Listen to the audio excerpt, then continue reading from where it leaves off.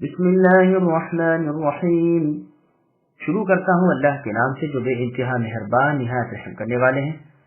الذین کفروا وصدوا عن سبیل اللہ اضل اعمالهم والذین آمنوا وعملوا الصالحات وآمنوا بما نزل على محمد وهو الحق من ربهم كفر عنهم سيئاتهم وأصلح بالهم ذلك بأن الذين كفروا اتبعوا الباطل وأن الذين آمنوا اتبعوا الحق من ربهم كذلك يضرب الله للناس أمثالهم۔ جن لوگوں نے کفر کیا اور اللہ تعالیٰ کی راہ سے روکا، اللہ نے ان کے اعمال برباد کر دیے، اور جو لوگ ایمان لائے اور بھلے کام کیے اور اس پر بھی یقین کیا جو محمد صلی اللہ علیہ وسلم پر اتاری گئی ہے، اور دراصل ان کے رب کی طرف سے سچا دین بھی وہی ہے، اللہ نے ان کے گناہ دور کر دیے اور ان کے حال کی اصلاح کر دی۔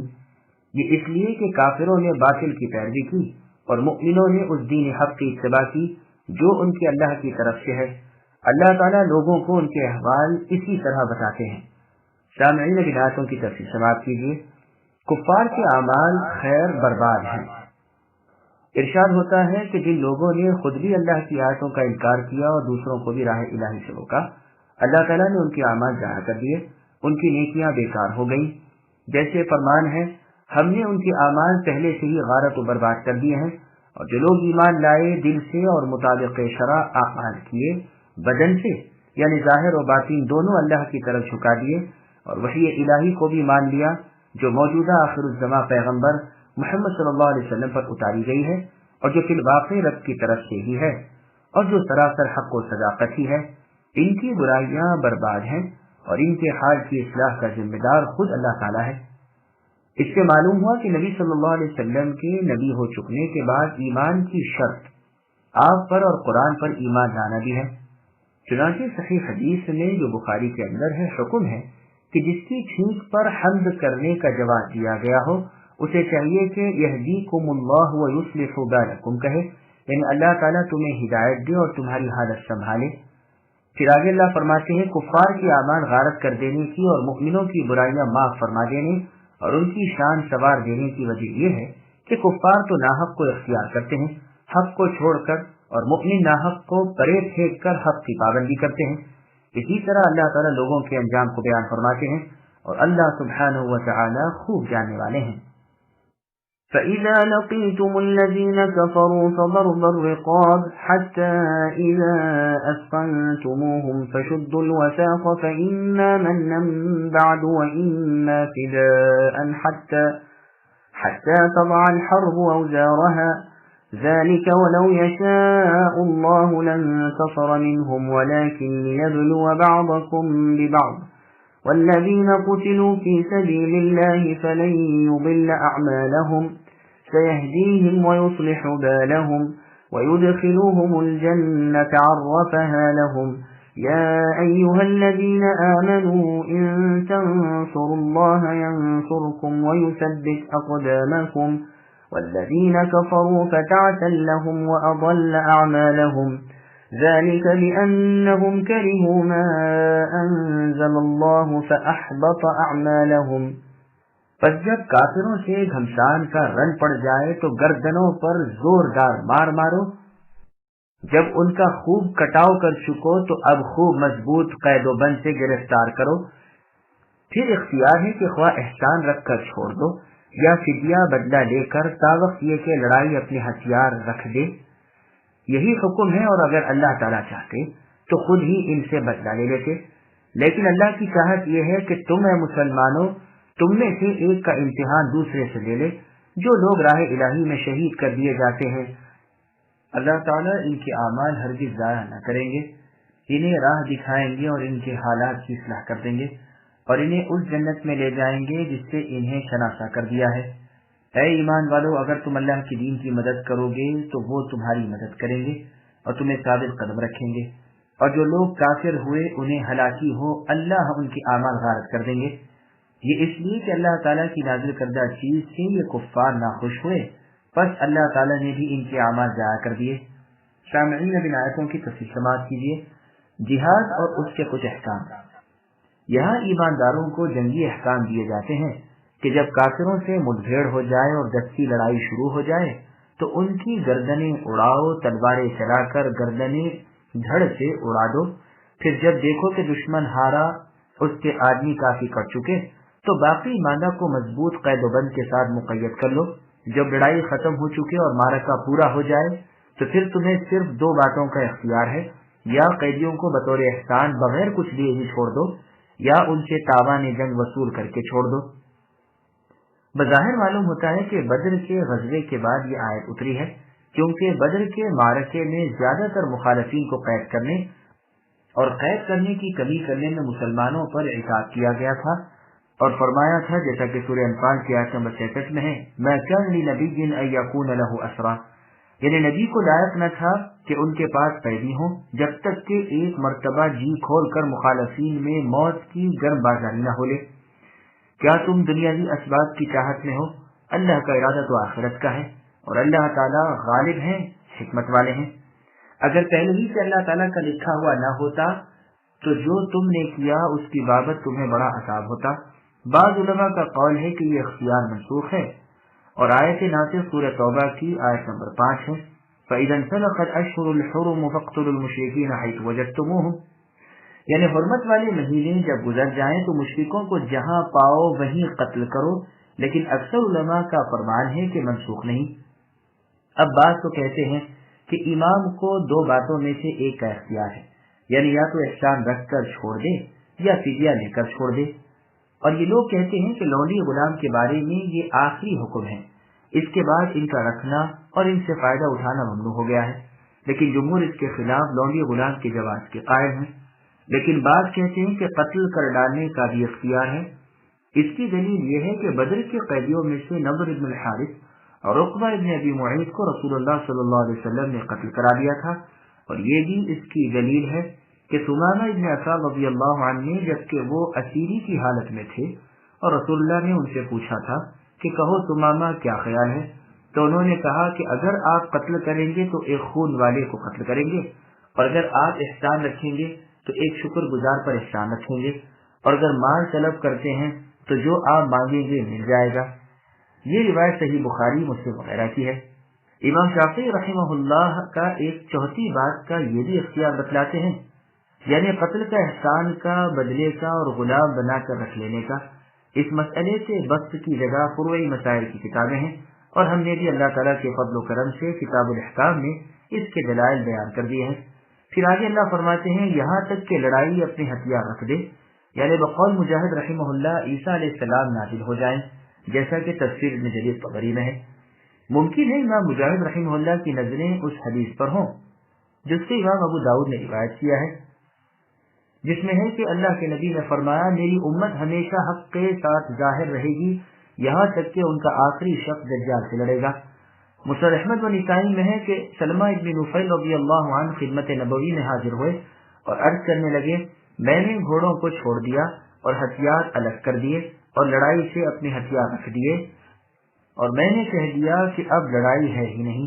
رسول اللہ نے انہیں فرمایا اب لڑائی آ گئی، میری امت میں سے ایک جماعت ہمیشہ لوگوں پر ظاہر رہے گی، جن لوگوں کے دل ٹیڑے ہو جائیں گے یہ ان سے لڑیں گے اور اللہ تعالیٰ ان سے روزیاں دیں گے، یہاں تک کہ اللہ تعالیٰ کا امر آ جائے اور وہ اسی حالت پر ہوں گے۔ مومنوں کی زمین شام میں ہے، گھوڑوں کی ایال میں قیامت تک کے لیے خیر رکھی ہے۔ یہ حدیث امام بغوی رحمہ اللہ نے بھی وارد کی ہے، اور حافظ ابو یعلا موصلی نے بھی اس کی تائید اس سے بھی ہوتی ہے کہ جو لوگ اس آیت کو منسوخ نہیں بتلاتے گویا کہ یہ حکم مشروع ہے جب تک کہ لڑائی باقی رہے گی۔ یہ آیت مثل سورہ بقرہ کی آیت نمبر 193 کے ہے، جس میں اللہ نے فرمایا وَقَاتِلُوهُمْ حَتَّى لَا تَكُونَ فِتْنَةٌ الآیہ، یعنی ان مشرکین و کفار سے مسلمانوں لڑتے رہو جب تک کہ فتنہ یعنی شرک باقی ہے اور جب تک کہ دین اللہ ہی کے لیے نہ ہو جائے۔ قتادہ رحمہ اللہ فرماتے ہیں لڑائی کے ہتھیار رکھ دینے سے مراد شرک کا باقی نہ رہنا ہے، اور بعض سے مرضی ہے کہ مشرکین اپنے شرک سے توبہ کر لیں، اور یہ بھی کہا گیا ہے کہ وہ اپنی کوششیں اللہ کی اطاعت میں صرف کرنے لگ جائیں۔ پھر آگے اللہ فرماتے ہیں کہ اگر اللہ تعالیٰ چاہتے تو آپ ہی کفار کو برباد کر دیتے، اپنے پاس سے ان پر عذاب بھیج دیتے، لیکن وہ تو یہ چاہتے ہیں کہ تمہیں مسلمانوں آزما لیں، اسی لیے جہاد کے احکام جاری فرمائے ہیں۔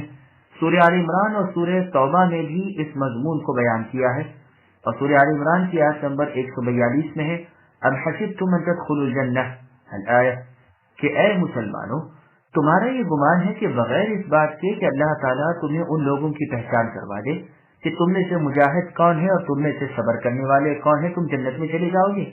اور سورہ براءہ سورہ توبہ کی آیت نمبر 14 میں فرمایا قاتلوہم یعذبہم اللہ الآیہ، ان کفار و مشرکین سے جہاد کرو، اللہ تمہارے ہاتھوں انہیں عذاب کریں گے اور تمہیں ان پر نصرت عطا فرمائیں گے، اور ایمان والوں کے سینے شفا والے کر دیں گے، اور اپنے دلوں کے ولولے نکالنے کا انہیں موقع دیں گے، اور جس کی چاہیں گے توبہ قبول فرمائیں گے، اور اللہ تعالیٰ بڑے علم والے اور حکمت والے ہیں۔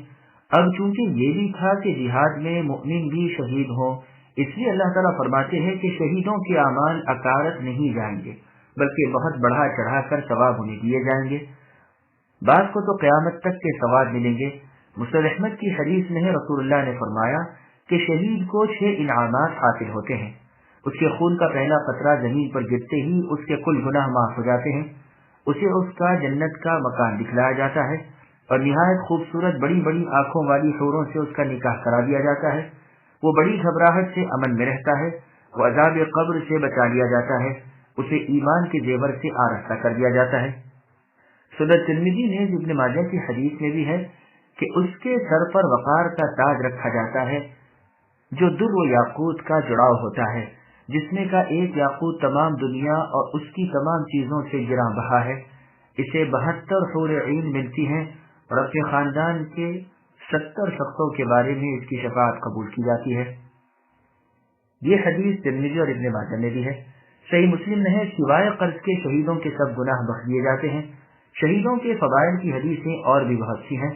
پھر آگے اللہ فرماتے ہیں انہیں اللہ تعالیٰ جنت کی راہ سجا دیں گے، جیسا کہ اللہ تعالیٰ نے سورہ یونس کی آیت نمبر 9 میں فرمایا ان الذین آمنوا وعملوا الصالحات یہدیہم ربہم الآیہ، یعنی جو لوگ ایمان لائے اور جنہوں نے نیک کام کیے، ان کے ایمان کے باعث ان کے رب انہیں ان جنتوں کی طرف رہبری کریں گے جو نعمتوں سے پر ہیں اور جن کے چپے چپے میں چشمے بہ رہے ہیں۔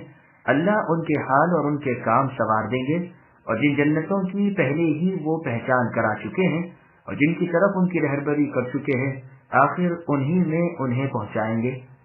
یعنی ہر شخص اپنے مکان اور اپنی جگہ کو جنت میں اس طرح پہچان لے گا جیسے دنیا میں پہچان لیا کرتا تھا، انہیں کسی سے پوچھنے کی ضرورت نہ پڑے گی، یہ معلوم ہوگا گویا شروع پیدائش سے ہی یہی مقیم ہے۔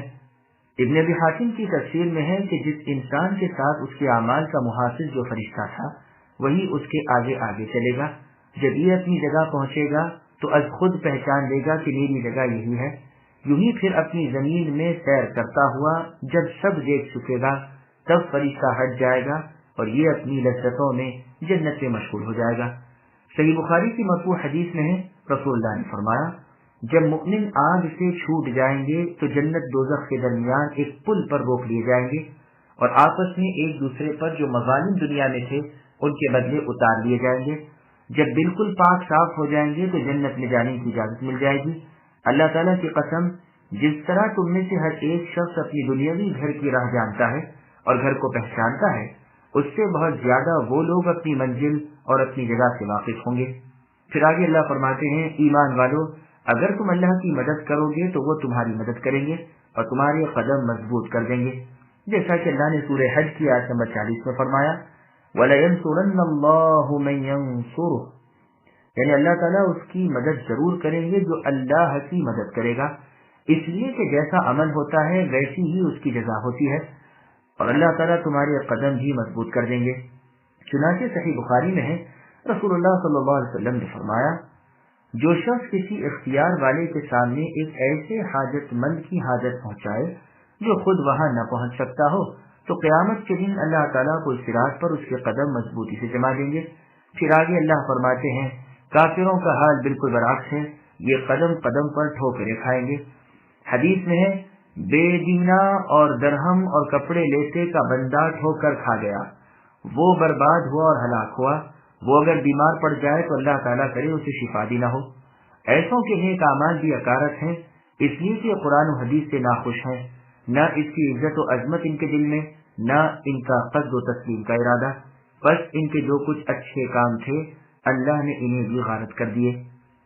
أفلم يسيروا في الأرض فينظروا كيف كان عاقبة الذين من قبلهم دمر الله عليهم وللكافرين أمثالها ذلك بأن الله مولى الذين آمنوا وأن الكافرين لا مولى لهم إن الله يدخل الذين آمنوا وعملوا الصالحات جنات تجري من تحتها الأنهار والذين كفروا يتمتعون ويأكلون كما تأكل الأنعام والنار مثوى لهم وكأي من قرية هي أشد قوة من قريتك التي أخرجتك أهلكناهم فلا ناصر لهم۔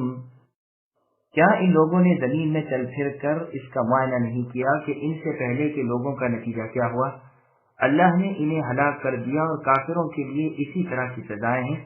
یہ اس لیے کہ ایمان والوں کے کارساز خود اللہ تعالی ہیں اور اس لیے کہ کافروں کا کوئی کارساز نہیں۔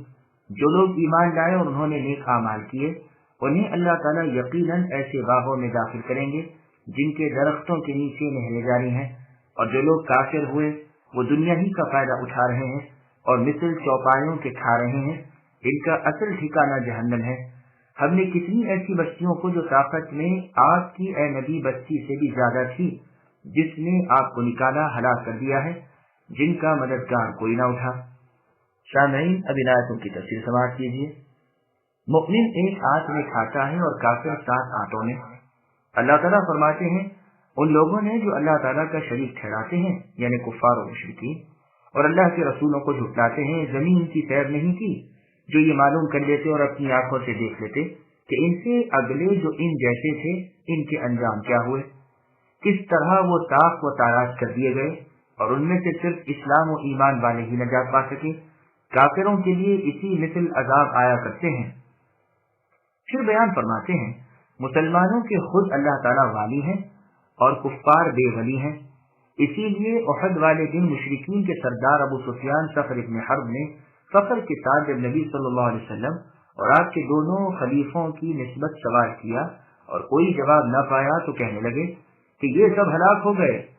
پھر انہیں فاروق اعظم رضی اللہ عنہ نے جواب دیا اور فرمایا جن کی زندگی تجھے خار کی طرح کھٹکتی ہے اللہ نے ان سب کو اپنے فضل سے زندہ ہی رکھا ہے۔ ابو سفیان کہنے لگے سنو، یہ دن بدلے کا دن ہے اور لڑائی تو مثل ڈولوں کے ہے، کبھی کوئی اوپر کبھی کسی کا اوپر۔ تم اپنے مقتولین میں بعض ایسے بھی پاؤ گے جن کے ناک کان وغیرہ ان کے مرنے کے بعد کاٹ لیے گئے ہیں، میں نے ایسا حکم نہیں دیا تھا لیکن مجھے کچھ برا بھی نہیں لگا۔ پھر ابو سفیان نے رجز کے اشعار فخریہ پڑھنے شروع کیے، کہنے لگا اعلو ہبل اعلو ہبل، یعنی ہبل ہمارے بت کی سربلندی، بت ہمارے ہبل کی سربلندی۔ رسول اللہ نے فرمایا تم اسے جواب کیوں نہیں دیتے؟ صحابہ رضی اللہ عنہم نے پوچھا اللہ کے رسول کیا جواب دیں؟ فرمایا کہو اللہ اعلی و اجل، کہ اللہ تعالیٰ ہی سب سے بلند ہے اور اللہ تعالیٰ کی قدرت ہر ایک پر ظاہر ہے۔ ابو سفیان نے پھر کہا لنا العزى ولا عزى لكم، یعنی ہمارے لیے عزا نامی بت ہے اور تمہارا کوئی عزا نہیں۔ اس کے جواب میں رسول صلی اللہ علیہ وسلم نے کہلوایا اللہ مولانا ولا مولا لكم، اللہ ہمارے مولا ہے اور تمہارا کوئی مولا نہیں۔ یہ روایت صحیح بخاری کی ہے۔ پھر اللہ تعالیٰ خبر دیتے ہیں کہ ایماندار قیامت کے دن جنت نشین ہوں گے اور کفر کرنے والے دنیا میں تو خواہ کچھ یوں ہی سا نفع اٹھا لیں لیکن ان کا اصلی ٹھکانہ جہنم ہے۔ دنیا میں ان کی زندگی کا مقصد صرف کھانا پینا اور پیٹ بھرنا ہے، اسے یہ لوگ مثل جانوروں کے پورا کر رہے ہیں۔ جس طرح وہ ادھر ادھر منہ مار مار کر گیلا سوکھا پیٹ میں بھرنے کا ہی ارادہ رکھتا ہے، اسی طرح یہ کفار ہیں کہ حلال حرام کی اسے کچھ تمیز نہیں، پیٹ بھرنا مقصود ہے۔ صحیح بخاری مسلم اور سنن ابن ماجہ کی حدیث میں ہے رسول نے فرمایا مؤمن ایک آنت میں کھاتا ہے اور کافر 7 آنتوں میں۔ جزا والے دن اپنے اس کفر کی پاداش میں ان کے لیے جہنم کی گوناگوں سزائیں ہیں۔ پھر کفار مکہ کو اللہ تعالیٰ دھمکاتے ہیں اور اپنے عذابوں سے ڈراتے ہیں کہ دیکھو جن بستیوں والے تم سے بہت زیادہ طاقت والے تھے ان کو ہم نے بسبب ہمارے نبیوں کو جھٹلانے اور ہمارے احکام کی خلاف ورزی کرنے کے تحت نہت کر دیا۔ تو تم جو ان سے کمزور اور کم طاقت ہو اس رسول محمد صلی اللہ علیہ وسلم کو جھٹلاتے اور ایذائیں پہنچاتے ہو جو خاتم الانبیاء اور سید المرسلین ہیں، سمجھ لو کہ تمہارا انجام کیا ہوگا۔ اے کافرو سنو، مانا کہ ہمارے اس نبی محمد صلی اللہ علیہ وسلم نبی رحمت کے مبارک وجود کی وجہ سے اگر دنیاوی عذاب تم پر نہ بھی آئے تو اخروی زبردست عذاب تو تم سے دور نہیں ہو سکتے۔ جب اہل مکہ نے رسول اللہ صلی اللہ علیہ وسلم کو نکالا اور آپ نے غار میں آ کر اپنے آپ کو چھپایا، اس وقت مکے کی طرف توجہ کی اور فرمانے لگے، اے مکہ، تو تمام شہروں سے زیادہ اللہ تعالیٰ کو پیارا ہے اور اسی طرح مجھے بھی تمام شہروں سے زیادہ پیارا ہے۔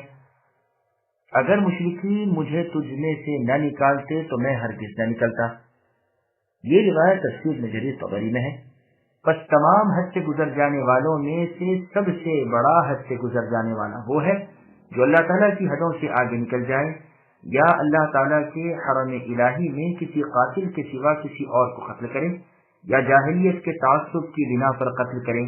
بس اللہ تعالیٰ نے اپنے نبی صلی اللہ علیہ وسلم پر یہ آیت اتاری، أفمن كان على بينة من ربه كمن زين له سوء عمله واتبعوا أهواءهم مثل الجنة التي وعد المتقون فيها أنهار من ماء غير آسن وأنهار من لبن لم يتغير طعمه وأنهار من خمر لذة للشاربين وأنهار من عسل مصفى ولهم فيها من كل الثمرات ومغفرة من ربهم كمن هو خالد في النار وسقوا ماء حميما فقطع أمعاءهم۔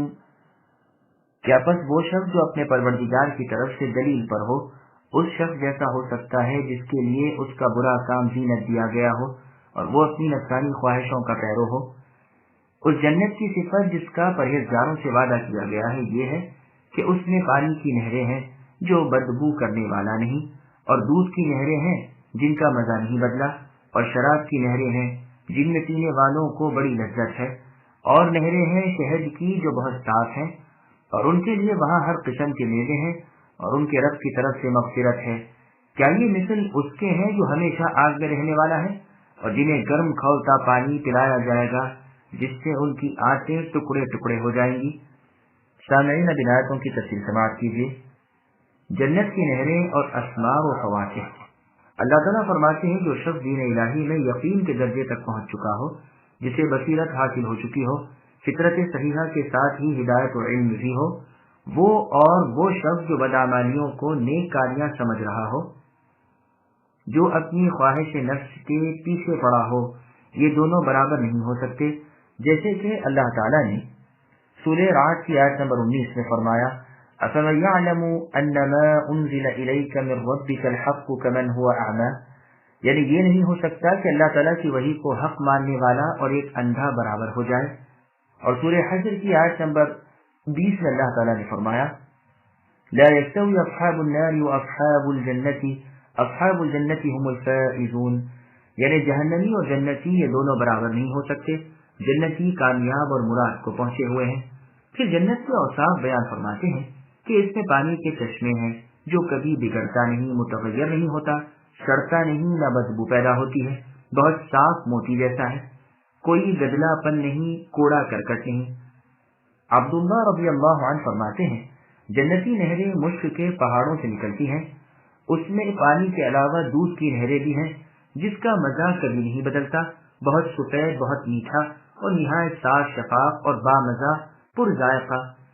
جنت کا یہ دودھ جانوروں کے تھن سے نکلا ہوا نہیں بلکہ قدرتی ہے، اور نہریں ہوں گی شراب صاف کی جو پینے والے کا دل خوش کر دیں، دماغ کشادہ کریں، جو شراب نہ تو بدبودار ہے، نہ تلخی والی، نہ بد منظر ہے، بلکہ دیکھنے میں بہت اچھی، پینے میں بہت لذیذ، نہایت خوشبودار، جس سے نہ عقل میں فطور آئے، نہ دماغ میں چکر آئیں، نہ بہکیں، نہ بھٹکیں، نہ نشہ چڑھے، نہ عقل جائے۔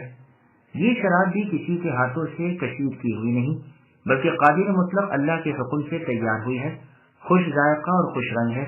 جنت میں شہد کی نہریں بھی ہیں جو بہت صاف ہیں اور خوشبودار، اور ذائقے کا تو کہنا ہی کیا، یہ شہد بھی مکھیوں کے پیٹ سے نہیں مسند احمد کی ایک مرفوع حدیث میں ہے کہ جنت میں دودھ، پانی اور شہد شراب کے سمندر ہیں جن میں سے ان کی نہریں اور چشمے جاری ہوتے ہیں۔ یہ حدیث ترمذی میں بھی ہے اور امام ترمذی رحمہ اللہ اسے حسن صحیح فرماتے ہیں۔ ابن مردویہ کی حدیث میں ہے یہ نہریں جنت عدن سے نکلتی ہیں، پھر ایک حوض میں آتی ہیں، وہاں سے بذریعے اور نہروں کے تمام جنتوں میں جاتی ہیں۔ ایک اور حدیث میں ہے جب تم اللہ سے سوال کرو تو جنت الفردوس طلب کرو، وہ سب سے بہتر اور سب سے اعلیٰ جنت ہے، اسی سے جنت کی نہریں جاری ہوتی ہیں اور اس کے اوپر رحمان کا عرش ہے۔ یہ روایت بخاری کی ہے۔ طبرانی میں ہے لقیط ابن عامر رضی اللہ عنہ جب وفد میں آئے تھے تو رسول اللہ سے دریافت کیا کہ جنت میں کیا کچھ ہے۔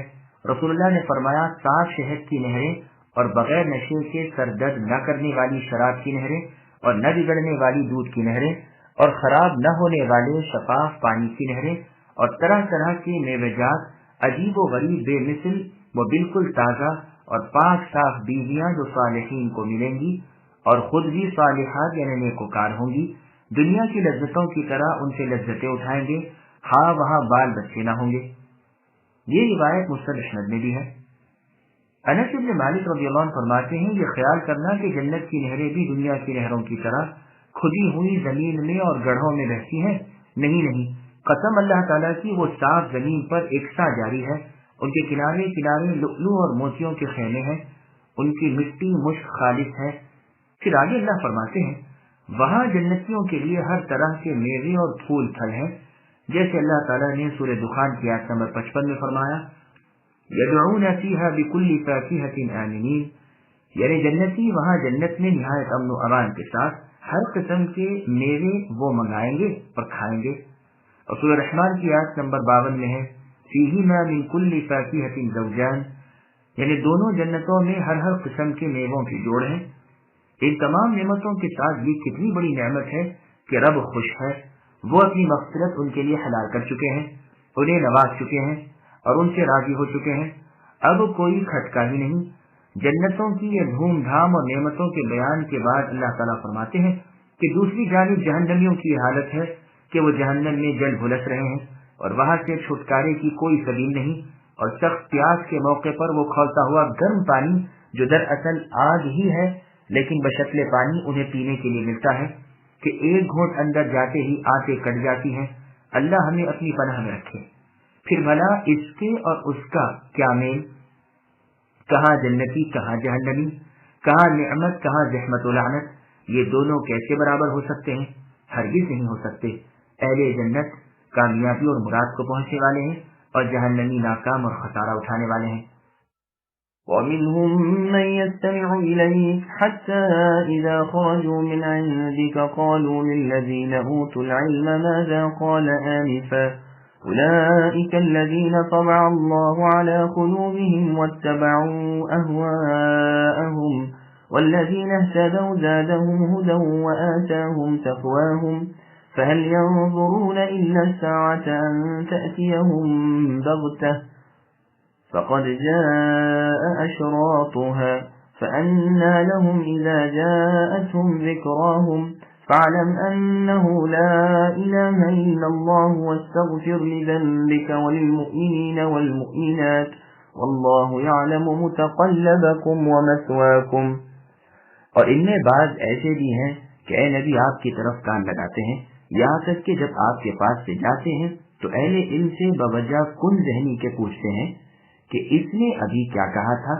یہی لوگ ہیں جن کے دلوں پر اللہ تعالیٰ نے مہر کر دی ہے اور وہ اپنی خواہشوں کی پیروی کرتے ہیں، اور جو لوگ ہدایت یافتہ ہیں اللہ تعالیٰ نے انہیں ہدایت میں اور بڑھا دیا ہے اور انہیں ان کی پرہیزگاری عطا فرمائی۔ بس یہ تو صرف قیامت کا انتظار کر رہے ہیں کہ وہ ان کے پاس اچانک آ جائے، بس یقیناً اس کی بھی علامتیں تو آ چکی ہیں، پھر جب کہ ان کے پاس قیامت آ جائے انہیں نصیحت کرنا کہاں ہوگا۔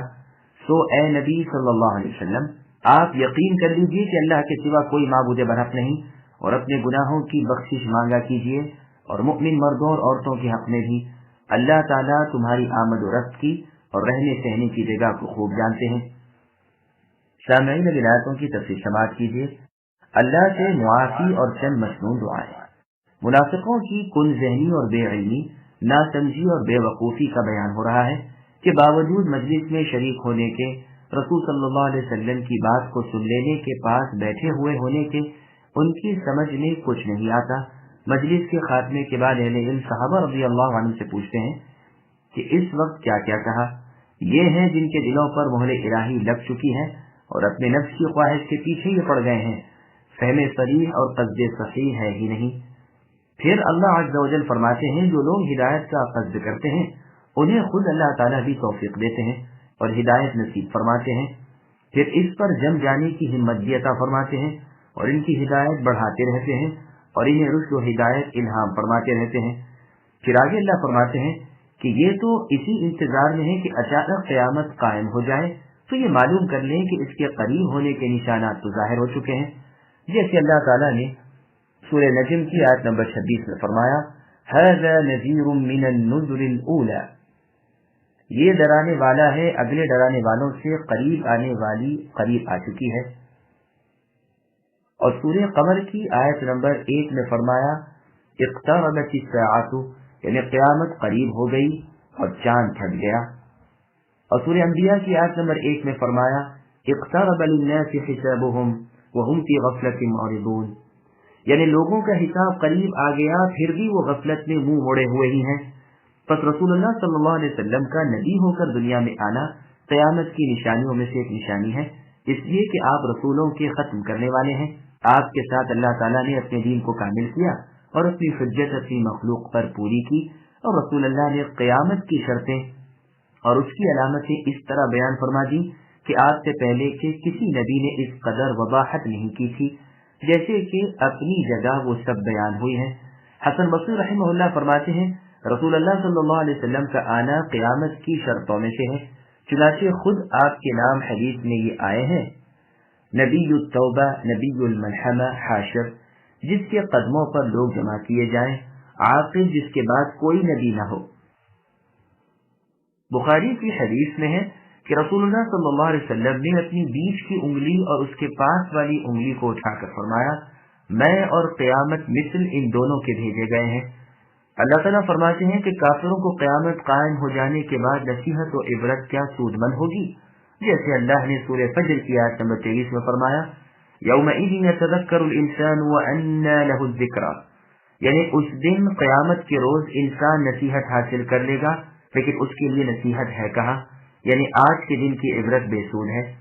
और सूरह सबा की आयत नंबर 52 में फरमाया, वक़ालू आमन्ना बिही व अन्ना लहुमुत तनावुशु मिन मकानिन बईद, यानी उस वक्त यानी क़यामत के रोज कहेंगे कि हम कुरान पर ईमान लाए, हालांकि अब उन्हें ऐसे दूर मकान पर दस्तरस कहाँ से हो सकती है, यानी इनका ईमान उस वक्त बेसूद है। फिर आगे अल्लाह फरमाते हैं, ए नबी जान लीजिए कि अल्लाह ही माबूद बहक है, कोई और नहीं। ये दरअसल खबर देना है अपनी वहदानियत की। ये तो हो नहीं सकता कि अल्लाह ताला अपने इल्म का हुक्म देते हो, इसीलिए इस पर आत्फ डालकर फरमाया, अपने गुनाहों का और मुमिन मर्द और औरतों के गुनाहों का ए नबी इस्तिग़फ़ार कीजिए। चुनांचे सही बुखारी मुस्लिम और सही इब्न हिब्बान में है, रसूलुल्लाह सल्लल्लाहु अलैहि वसल्लम फरमाते हैं, अल्लाहुम्मा अग़फ़िर ली ख़तीअती व जहली, ऐ अल्लाह मेरी खताओं को मेरी जहालत को बख्श दीजिए, व इसराफी फी अमरी, और मेरे कामों में मुझसे जो ज्यादती हो गई है उसे बख्श दीजिए, वमा अंत अअलमु बिही मिन्नी, और उस चीज से जिसे आप मुझसे बहुत ज्यादा जानने वाले हैं बख्श दीजिए। अल्लाहुम्मा अग़फ़िर ली हज़ली व जिद्दी व ख़ताई व अमदी व कुल्लु ज़ालिका इंदी, ऐ अल्लाह मेरे बेक़स्द गुनाहों को और मेरे अज़म से किए हुए गुनाहों को और मेरी खताओं को और मेरे कस्द को बख्श दीजिए, और ये तमाम गुनाह खताएं मेरे पास है। सहीह मुस्लिम, सुनन अबी दाऊद, सुनन तिरमिज़ी और मुस्नद अहमद में है कि रसूलुल्लाह सल्लल्लाहु अलैहि वसल्लम अपनी नमाज के आखिर में कहते, अल्लाहुम्मा अग़फ़िर ली मा क़द्दमतु व मा अख़्ख़रतु, ऐ अल्लाह मैंने जो कुछ गुनाह पहले किए हैं और जो कुछ पीछे किए हैं, व मा असररतु व मा अअलनतु, और जो छुपा कर किए हैं और जो जाहिर किए हैं, व मा असरफ़तु व मा अंत अअलमु बिही मिन्नी, और जो ज्यादती की है और जिन्हें आप मुझसे ज्यादा जानते हैं बख्श दीजिए। अंत इलाही, आप ही मेरे सच्चे माबूद हैं, ला इलाहा इल्ला अंत, नहीं है कोई माबूद बरहक सिवाय आपके। صحیح بخاری نیز صحیح مسلم میں رسول اللہ صلی اللہ علیہ وسلم کی حدیث ہے، رسول اللہ نے فرمایا، اے لوگو اپنے رب کی طرف توبہ کرو، پس تحقیق میں اپنے رب کی طرف توبہ کرتا ہوں ہر دن 70 بار سے بھی زیادہ۔ مسند احمد میں ہے، عبداللہ ابن شرخت رضی اللہ عنہ فرماتے ہیں، میں رسول اللہ صلی اللہ علیہ وسلم کے پاس آیا اور میں نے آپ کے ساتھ آپ کے کھانے میں سے کھانا کھایا، پھر میں نے کہا، اے اللہ کے رسول، اللہ آپ کو بخشے۔ رسول اللہ نے فرمایا، اور تمہیں بھی اللہ تعالیٰ بخشے۔ میں نے کہا، کیا میں آپ کے لیے استغفار کروں؟ رسول اللہ نے فرمایا، ہاں، اور اپنے لیے بھی۔ پھر آپ نے یہ آیت پڑھی، اپنے گناہوں اور مؤمن مردوں با ایمان عورتوں کے گناہوں کی بخشی طلب کیجیے۔ پھر میں نے رسول اللہ کے داہنے کوے یا بائیں ہتھیلی کو دیکھا، وہاں کچھ جگہ ابھری ہوئی تھی جس پر گویا تل تھے۔ اسے امام مسلم، ترمذی، نسائی وغیرہ بھی روایت کیے ہیں۔ اللہ تعالیٰ سے اپنے گناہوں اور خطاؤں، لغزشوں وغیرہ کی بخشش طلب کرنے کی فضیلت میں اور بھی بہت سی حدیثیں ہیں۔ پھر اللہ تعالیٰ فرماتے ہیں کہ تمہارا دن میں ہیر پھیر اور تصرف کرنا اور تمہارا رات کو جگہ پکڑنا اللہ تعالیٰ جانتے ہیں، جیسے اللہ نے سورہ انعام کی آیت نمبر 7 میں فرمایا، وَهُوَ الَّذِي يَتَوَفَّاكُمْ بِاللَّيْلِ وَيَعْلَمُ مَا جَرَحْتُمْ بِالنَّهَارِ، یعنی اللہ تعالیٰ تو وہ ہیں جو تمہیں رات کو فوت کر دیتے ہیں اور دن میں جو کچھ تم کرتے ہو اللہ تعالیٰ اسے جانتے ہیں۔ اور سورہ ہود کی آیت نمبر 6 میں اللہ سبحانہ وتعالیٰ کا فرمان ہے، وَمَا مِن دَابَّةٍ فِي الْأَرْضِ الْآيَةِ، یعنی زمین پر جتنے بھی چلنے والے ہیں ان سب کی روزی اللہ تعالیٰ کے ذمہ میں ہے، اور وہ ان کے رہنے کی جگہ اور دفن ہونے کا مقام جانتے ہیں۔ یہ سب باتیں واضح کتاب میں لکھی ہوئی ہیں۔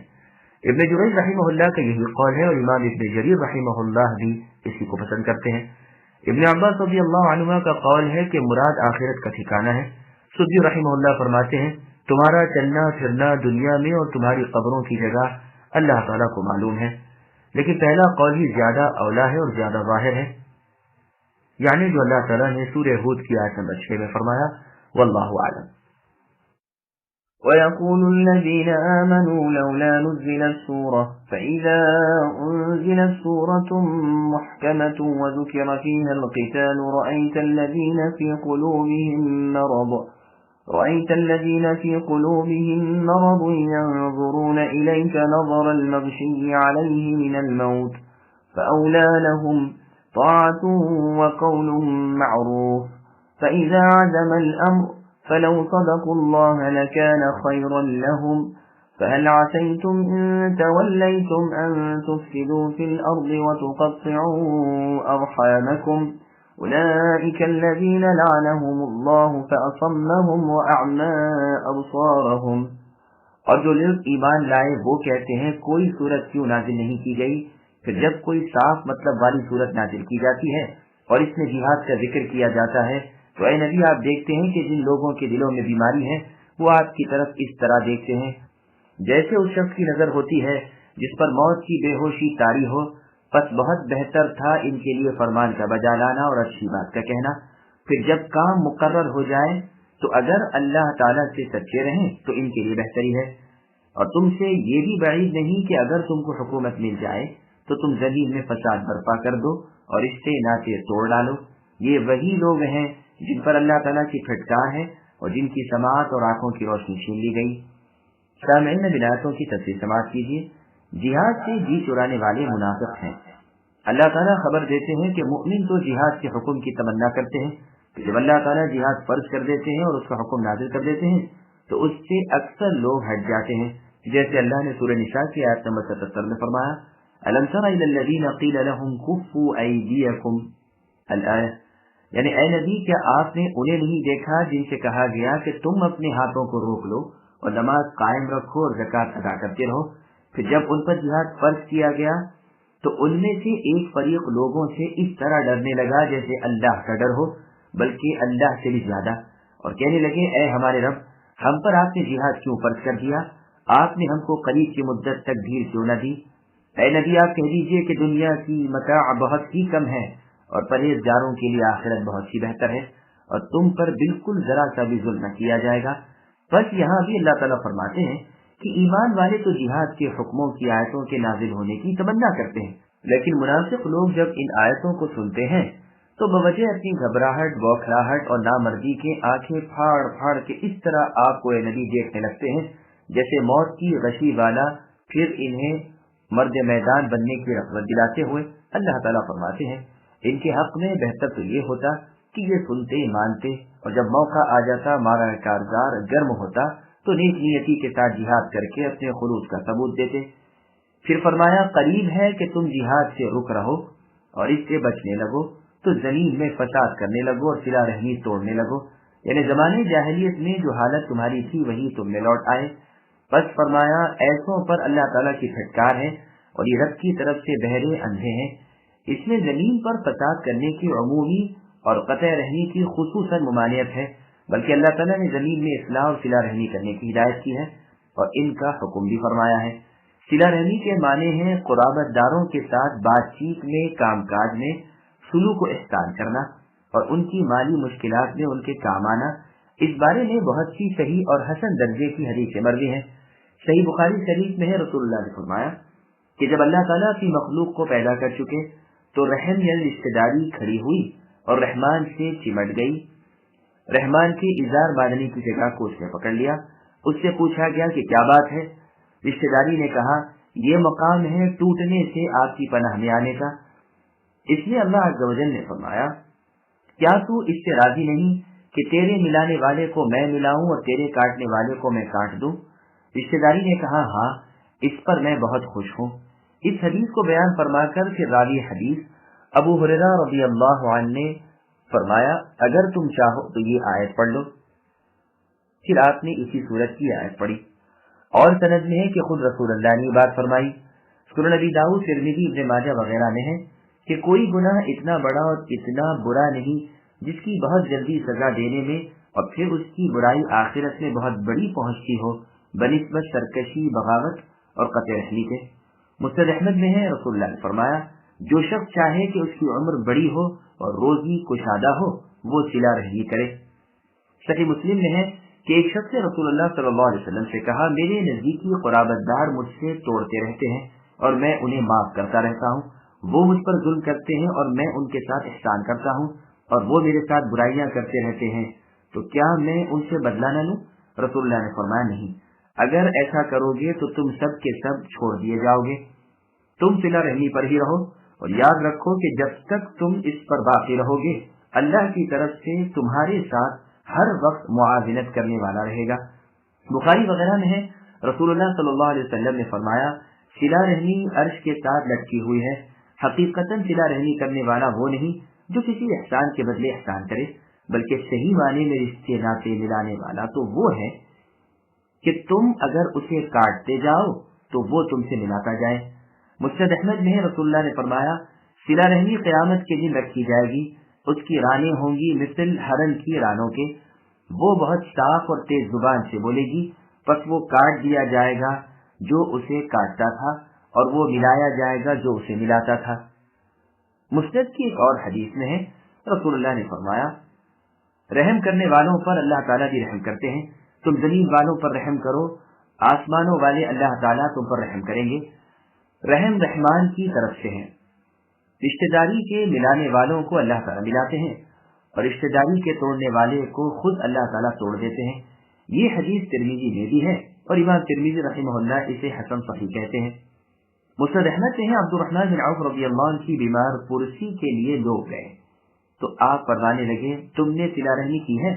रसूलुल्लाह फरमाते हैं, अल्लाह अज़्ज़ व जल ने फरमाया है, मैं रहमान हूँ और रहम का नाम मैंने अपने नाम पर रखा है। इसे यानी रहम रिश्तेदारी को जोड़ने वाले को मैं जोड़ूंगा और उसके तोड़ने वाले को मैं तोड़ दूंगा। सही बुखारी में, सही मुस्लिम और मुअज्जम तबरानी में है, रसूलुल्लाह सल्लल्लाहु अलैहि वसल्लम फरमाते हैं कि रूहें अज़ल में मुज्तमल लश्कर थीं जिनका वहां आपस में तारुफ हो गया, दुनिया में उनके अंदर उल्फत हो जाती है और जिनकी वहां आपस में नावाकिफी रही वो इस दुनिया में भी एक दूसरे से जुदा जुदा रहती हैं। यानी अगर सालिहीन की सोहबत मैसर हो तो ये अल्लाह ताला की एक नेमत है और अगर सालिहीन बदकिरदार बुरे लोग हों तो ऐसों की सोहबत से एक साहिब ईमान आदमी को या औरत को हदे दर्जा बचते रहना चाहिए। أفلا يتدبرون القرآن أم على قلوب أقفالها إن الذين ارتدوا على أدبارهم من بعد ما تبين لهم الهدى الشيطان سول لهم وأملى لهم ذلك بأنهم قالوا للذين كرهوا ما نزل الله سنطيعكم في بعض الأمر والله يعلم إسرارهم فكيف إذا توفتهم الملائكة يضربون وجوههم وأدبارهم ذلك بأنهم اتبعوا ما أسخط الله وكرهوا رضوانه فأحبط أعمالهم. کیا یہ منافق قرآن میں غور و تأمل نہیں کرتے بلکہ ان کے دلوں پر ان کے تالے لگ گئے ہیں؟ جو لوگ اپنی پیٹھ پر الٹے پھر گئے اس کے بعد کہ ان کے لیے ہدایت واضح ہو چکی، یقیناً شیطان نے ان کے لیے مزین کر دیا ہے اور انہیں ڈھیل دے رکھی ہے. یہ اس لیے کہ انہوں نے ان لوگوں سے جنہوں نے اللہ کی نازل کردہ وحی کو برا سمجھا ہے یہ کہا کہ ہم بھی ان قریب بعض کاموں میں تمہارا کہا مانیں گے. اللہ ان کی پوشیدہ باتیں خوب جانتے ہیں. بس ان کی کیسی درگت ہوگی جبکہ فرشتے ان کے چہروں اور ان کی کمروں پر ماریں گے، یہ اس بنا پر کہ یہ وہ راہ چلے جس سے انہوں نے اللہ تعالیٰ کو بیزار کر دیا اور انہوں نے اللہ کی رضامندی کو برا جانا. اللہ تعالیٰ نے ان کے اعمال اکارت کر دیے. سامعین، اب ان آیتوں کی تفصیل سماعت کیجیے. قرآن میں غور و فکر کیوں نہیں کرتے؟ اللہ تعالیٰ اپنے کلام پاک سے غور و فکر کرنے، سوچنے سمجھنے کی ہدایت فرماتے ہیں اور اس سے بے پرواہی کرنے اور منہ پھیر لینے سے روکتے ہیں. بس فرماتے ہیں کہ غور و تأمل تو کجا، ان کے تو دلوں پر قفل لگے ہوئے ہیں، کوئی کلام اس میں اثر ہی نہیں کرتا. جائے تو اثر کرے اور جائے کہاں سے جبکہ جانے کی راہ نہ پائے. ابن جریر کی تفسیر میں ہے کہ ایک مرتبہ رسول اللہ صلی اللہ علیہ وسلم اس آیت کی تلاوت فرما رہے تھے کہ ایک نوجوان یمنی نے کہا بلکہ ان پر ان کے قفل ہیں جب تک اللہ تعالیٰ نہ کھولے اور الگ نہ کرے. بس عمر رضی اللہ عنہ کے دل میں یہ بات رہی یہاں تک کہ اپنی خلافت کے زمانے میں اس سے مدد لیتے رہے. پھر فرماتے ہیں جو لوگ ہدایت ظاہر ہو چکنے کے بعد ایمان سے الگ ہو گئے اور کفر کی طرف لوٹ گئے، دراصل شیطان نے اس کار بد کو ان کی نگاہوں میں اچھا دکھایا ہے اور انہیں دھوکے میں ڈال رکھا ہے.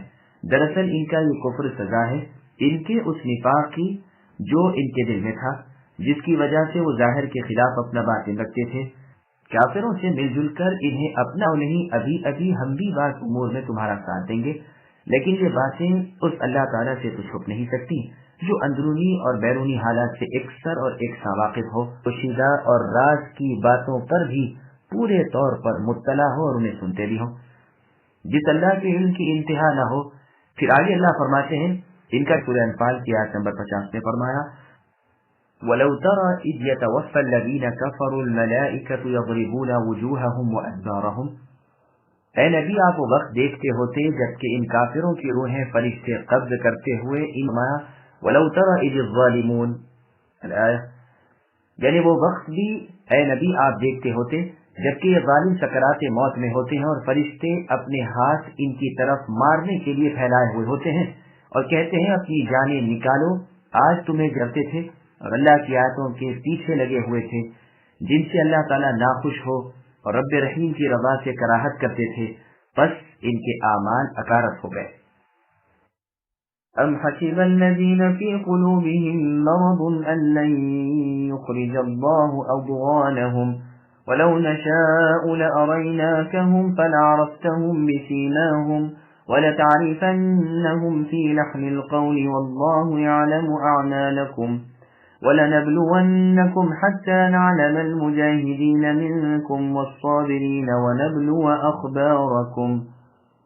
کیا ان لوگوں نے جن کے دلوں میں بیماری ہے یہ سمجھ رکھا ہے کہ اللہ تعالیٰ ان کے کینوں کو ظاہر ہی نہ کریں گے؟ اور اگر ہم چاہتے تو ان سب کو اے نبی آپ کو دکھا دیتے، بس آپ انہیں ان کے چہرے سے بھی پہچان لیتے اور یقیناً آپ انہیں ان کی بات کے ڈھب سے ہی پہچان لیں گے. تمہارے سب کام اللہ کو معلوم ہے. یقیناً ہم تمہارا امتحان کر کے تم میں سے جہاد کرنے والوں اور صبر کرنے والوں کو صاف ہم تمہاری حالتوں کی بھی جانچ کریں گے. سامعین، اب ان آیتوں کی تفصیل سماعت کیجیے. انسان کا ظاہر باطن کا غماز ہوتا ہے. یعنی کیا منافقوں کا خیال ہے کہ ان کی مکاری اور عیاری کا اظہار اللہ تعالیٰ مسلمانوں پر کرے؟ ان کے بہت کچھ احوال سورہ براءہ یعنی سورہ توبہ میں بیان کیے گئے ہیں، اور ان کے نفاق کی بہت سی خصلتوں کا ذکر وہاں کیا گیا، یہاں تک کہ اس سورہ کا دوسرا نام فاضحہ رکھ دیا گیا، یعنی منافقوں کو فضیحت کرنے والی، ان کے پوشیدہ راز اور ان کے مکاریوں اور عیاریوں کا بھانڈا پھوڑ دینے والی صورت۔ ادغان جمع ہے ضغن کی، ضغن کہتے ہیں دلی حسد و بغض کو۔ اس کے بعد اللہ عز و جل فرماتے ہیں کہ اے نبی صلی اللہ علیہ وسلم، اگر ہم چاہیں تو ان کے وجود تمہیں دکھا دیں، بس تم انہیں کھلم کھلا جان جاؤ، لیکن اللہ تعالیٰ نے ایسا نہیں کیا، ان تمام منافقوں کو بتلا نہیں دیا تاکہ اللہ کی مخلوق پر پردہ پڑا رہے، ان کے عیوب پوشیدہ رہیں، ہر ایک کی نگاہ میں ان کی ذلت نہ ہو، امور اسلامی ظاہر جاری پر رہیں اور باطنی حساب اسی ظاہر و باطن جاننے والے کے ہاتھ رہے۔ لیکن ہاں، تم تو ان کی بات چیت کے طرز اور کلام کے ڈھنگ سے ہی صاف پہچان لوگے۔ امیر المؤمنین عثمان بن عفان رضی اللہ عنہ فرماتے ہیں، جو شخص کسی پوشیدگی کو چھپاتا ہے، اللہ تعالیٰ اسے اس کے چہرے پر اور اس کی زبان پر ظاہر کر دیتے ہیں۔ صحیح بخاری کی تشریح کے شروع میں عملی اور اعتقادی نفاق کا بیان پوری طرح کر دیا ہے، جس کے دہرانے کی یہاں ضرورت نہیں۔ حدیث میں منافقوں کی ایک جماعت کی تعین آ چکی ہے۔ پھر آگے اللہ فرماتے ہیں، ہم احکام دے کر روک ٹوک کر کے تمہیں خوب آزما کر معلوم کر لیں گے، بلکہ تمہیں معلوم کرا دیں گے کہ تم میں مجاہد کون ہے اور صبر کرنے والے کون ہیں، اور ہم تمہارے احوال آزمائیں گے۔ یہ تو ہر مسلمان جانتا ہے کہ ظاہر ہونے سے پہلے ہی اللہ علام الغیوب کو ہر چیز اور ہر شخص اور اس کے اعمال معلوم ہے، تو یہاں مطلب یہ ہے کہ دنیا کے سامنے کھول دے اور اس حال کو دیکھ لے اور دکھا دے۔ اسی لیے ابن عباس رضی اللہ عنہما اس جیسے مواقع پر لِنَعْلَمَ کے معنی کرتے تھے، لِنَرَى یعنی تاکہ ہم دیکھ لیں۔ إن الذين كفروا وصدوا عن سبيل الله وشاقوا الرسول من بعد ما تبين لهم الهدى لن يضروا الله شيئا وسيحبط أعمالهم يا أيها الذين آمنوا أطيعوا الله وأطيعوا الرسول ولا تبطلوا أعمالكم إن الذين كفروا وصدوا عن سبيل الله ثم ماتوا وهم كفار فلن يغفر الله لهم فلا تهنوا وتدعوا إلى السلم وأنتم الأعلون والله معكم ولن يتركم أعمالكم۔ جن لوگوں نے کفر کیا اور اللہ کی راہ سے لوگوں کو روکا اور رسول کی مخالفت کی، اس کے بعد کہ ان کے لیے ہدایت ظاہر ہو چکی، یہ یقیناً ہرگز ہرگز اللہ تعالیٰ کا کچھ نقصان نہ کریں گے، عنقریب ان کے اعمال اللہ تعالیٰ غارت کر دیں گے۔ اے ایمان والو، اللہ کی اطاعت اور رسول کا کہا مانو اور اپنے اعمال کو غارت نہ کرو۔ جن لوگوں نے کفر کیا اور اللہ کی راہ سے اوروں کو روکا، پھر کفر کی حالت میں ہی مر گئے، یقین کر لو اللہ انہیں ہرگز نہ بخشیں گے۔ پس تم بودے بن کر صلح کی درخواست پر اس حال میں نہ اتر آؤ کہ تم ہی بلند و غالب ہو اور اللہ تعالیٰ تمہارے ساتھ ہے، ناممکن ہے کہ وہ تمہارے اعمال ضائع کر دے۔ سامعین، روایتوں کی تفصیل سماعت کیجیے۔ گمراہ ہونے والا اپنا ہی نقصان کرتا ہے۔ اللہ سبحانہ و تعالیٰ خبر دیتے ہیں کہ کفر کرنے والے، اللہ کی راہ کی بندش کرنے والے، رسول کی مخالفت کرنے والے، ہدایت کے ہوتے ہوئے گمراہ ہونے والے اللہ تعالیٰ کا تو کچھ نہیں بگاڑتے بلکہ اپنا ہی کچھ کھوتے ہیں۔ کل قیامت والے دن یہ خالی ہاتھ ہوں گے، ایک نیکی بھی ان کے پاس نہ ہوگی۔ جس طرح نیکیاں گناہوں کو مٹا دیتی ہے، اسی طرح ان کے بدترین جرم و گناہ نے ان کی نیکیاں برباد کر دی۔ امام محمد بن نصر المروزی رحمہ اللہ اپنی کتاب الصلاح میں حدیث لائے ہیں کہ صحابہ کرام رضی اللہ عنہم کا خیال تھا کہ لا الہ الا اللہ کے ساتھ کوئی گناہ نقصان نہیں دیتا، جیسے کہ شرک کے ساتھ کوئی نیکی نفع نہیں دیتی۔ اس پر یہ آیت اطیعوا اللہ پوری اخیر تک اتری۔ اب اصحاب رسول اس سے ڈرنے لگے کہ گناہ نیکیوں کو باطل نہ کر دیں۔ دوسری سند سے مروی ہے کہ صحابہ کرام کا خیال تھا کہ ہر نیکی بالیقین مقبول ہے، یہاں تک کہ یہ آیت اتری تو کہنے لگے کہ ہمارے اعمال کو برباد کرنے والی چیز گناہ کبیرہ اور برائیاں ہیں، یہاں تک کہ آیت ان اللہ لا یغفر نازل ہوئی، یعنی سورہ نساء کی آیت نمبر 48۔ اب اس بارے میں کوئی بات کہنے سے رک گئے اور کبیرہ گناہ اور بدکاریاں کرنے والے پر انہیں خوف رہتا تھا اور ان سے بچنے والے کے لیے امید رہتی تھی۔ इसके बाद अल्लाह ताला अपने बाईमान बंदों को अपनी और अपने नबी की इताअत का हुक्म देते हैं, जो उनके लिए दुनिया और आखिरत की सआदत की चीज है, और मुर्तद होने से रोक रहे हैं, जो अमाल को गारत करने वाली चीज है। फिर फरमाते हैं, अल्लाह से कुफ्र करने वाले, अल्लाह की राह से रोकने वाले और कुफ्र ही में मरने वाले अल्लाह ताला की बख्शिश से महरूम है। जैसे फरमान है कि अल्लाह ताला शिर्क को नहीं बख्शते। इसके बाद अल्लाह अज़्ज़ा इस्मुहु फरमाते हैं कि ऐ मेरे मोमिन बंदो, तुम दुश्मनों के मुकाबले में आजिज़ी का इजहार न करो और उनसे दब कर सुलह की दावत न दो। हालांकि कुव्वत और ताकत में, जोर और गलबे में, तेजाद और असबाब में तुम कवी हो। हाँ, जबकि काफिर कुव्वत में, तेजाद में, असबाब में तुम सबसे ज्यादा हो और मुसलमानों का इमाम मसलिहत सुलह में ही देखे, तो ऐसे वक्त बेशक सुलह की तरफ झुकना जायज है, जैसे कि खुद रसूलुल्लाह सल्लल्लाहु अलैहि वसल्लम ने हुदैबिया के मौके पर किया। जबकि मुशरिकीन मक्का ने आपको मक्का जाने से रोका, तो रसूलुल्लाह ने 10 साल तक लड़ाई बंद रखने और सुलह कायम रखने पर मुसालहत कर ली। फिर ईमान वालों को बहुत बड़ी बशारत और खुशखबरी अल्लाह ताला सुनाते हैं कि अल्लाह ताला तुम्हारे साथ है, इस वजह से नुसरत और फतह तुम्हारी ही है।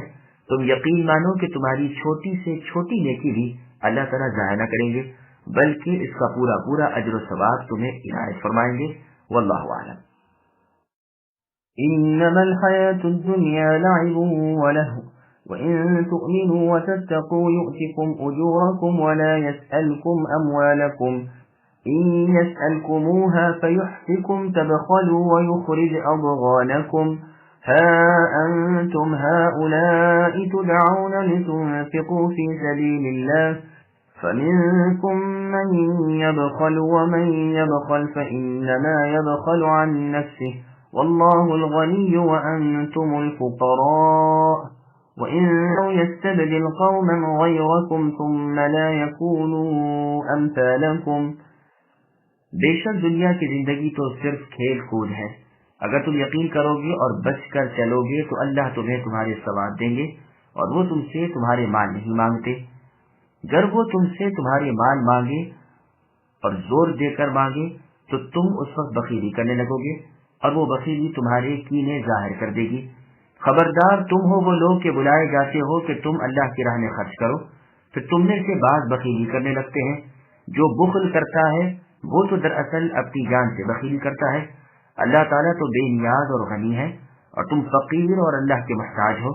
और अगर तुम रूगर्दान हो जाओगे तो अल्लाह ताला तुम्हारे बदले तुम्हारे सिवा और लोगों को लाएंगे जो फिर तुम जैसे ना होंगे। सामईन इन आयतों की तफसीर समाअत कीजिए। दुनिया की बेसिबाती और नापायदारी, दुनिया की हकारत और उसकी किल्लत और जिल्लत बयान हो रही है कि इससे बजूज तमाशे से और कुछ हासिल हसूल नहीं। हाँ, जो काम अल्लाह ताला के लिए किए जाएं वो बाकी रह जाते हैं। फिर आगे अल्लाह फरमाते हैं कि अल्लाह ताला की जात बेपरवाह है, तुम्हारे भले काम तुम्हारे ही नफा के लिए हैं, वो तुम्हारे मालों का भूखा नहीं। अल्लाह ने तुम्हें जो खैर खैरियत का हुक्म दिया है वो सिर्फ इसलिए कि तुम्हारे ही गुरबा फुकरा की परवरिश हो और फिर तुम दारे आखिरत में मुस्तहिक सवाब बनो। फिर इंसान के बखीली और बखीली के बाद दिली कीने के जाहिर होने का हाल बयान फरमाया। माल के निकालने में ये तो होता ही है कि माल इंसान को महबूब होता है और उसका निकालना उस पर गिरा गुजरता है। फिर बखीलों की बखीली के वबाल का जिक्र हो रहा है कि अल्लाह की राह में खर्च करने से माल को रोकना दरअसल अपना ही नुकसान करना है, क्योंकि बखीली यानी कंजूसी का वबाल उसी पर पड़ेगा। सदक़े की फजीलत और उसके अजर से महरूम भी रहेगा। अल्लाह सबसे गनी और बेनियाज है और सब अल्लाह के दर के भिखारी हैं। गिना यानी बेनियाजी खालिक कायनात अल्लाह ताला का वस्फ़ लाजिम है और इख्तियाज और जरूरत मखलूक का वस्फ़ लाजिम है। न ये कि इससे कभी अलग हो न वो इससे। फिर आगे अल्लाह फरमाते हैं, अगर तुम अल्लाह की इताअत से रूगर्दा हो गए, अल्लाह की शरीयत की ताबेदारी छोड़ दी, तो अल्लाह ताला तुम्हारे बदले तुम्हारे सिवा और कौम लाएंगे जो तुम जैसी ना होगी, बल्कि वो सुनने और मानने वाले हुक्म बरदार नाफरमानियों से बेजार होंगे। इब्ने अबी हातिम और इब्ने जरीर की तफसीर में है कि रसूलुल्लाह ने जब ये आयत तिलावत फरमाई तो सहाबा ने पूछा कि अल्लाह के रसूल, ये कौन लोग हैं जो हमारे बदले लाए जाते हैं और हम जैसे ना होते? तो रसूलुल्लाह ने अपना हाथ सलमान फारसी रज़ियल्लाहु अन्हु के शाने पर रखकर फरमाया, ये और इनकी कौम अगर दीन सुरैया नामी तारे के पास भी होता तो इसे फारस के लोग ले आते।